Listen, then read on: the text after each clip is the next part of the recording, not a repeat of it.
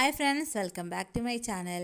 അപ്പോൾ ഇന്ന് എൻ്റെ അടുക്കളത്തോട്ടം ഒന്ന് കാണിക്കാമെന്ന് വിചാരിച്ചു. നമ്മൾ പലതവണ ഇതിൻ്റെ വീഡിയോസൊക്കെ ഇട്ടിട്ടുണ്ട്. എങ്ങനെ ധാരാളം മുളകൊക്കെ ഉണ്ടാവാം, പിന്നെ അതുപോലെ എൻ്റെ ചെടി കൃഷികളൊക്കെ നശിച്ച ഒരു വീഡിയോ ഒക്കെ ഇട്ടിട്ടുണ്ട് മഴയത്ത്. അപ്പോൾ ഇതൊരു വെള്ള കാന്താരിയുടെ തന്നെ കുറച്ച് ഉണ്ടപ്പനാവുന്ന ടൈപ്പാണ് കേട്ടോ. ഇതിൻ്റെ തന്നെ സൂചി കാന്താരി ഉണ്ട്, അതായത് സൂചി കാന്താരിയാണ്.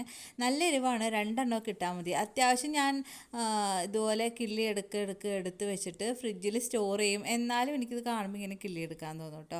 എല്ലാം ഉണ്ടായിരുന്നു, വെണ്ടക്ക, തക്കാളി എല്ലാം ഉണ്ടായിരുന്നു കേട്ടോ. ഇപ്പം എല്ലാം കഴിഞ്ഞു. ഇതൊക്കെ മാറ്റി നടേണ്ട സമയമായി. മഴയൊക്കെ കഴിഞ്ഞിട്ട് ഇനി വീണ്ടും ഇതൊക്കെ പറിച്ച് വേറെയൊക്കെ നടണം. ഇത് ചേനമുളകാണ്, നമ്മുടെ കടയിൽ നിന്നൊക്കെ വാങ്ങിക്കുന്നത്. ഇതിപ്പോൾ ലാസ്റ്റ് ആവാനായപ്പോൾ വലിപ്പമൊക്കെ കുറഞ്ഞു തുടങ്ങി കേട്ടോ.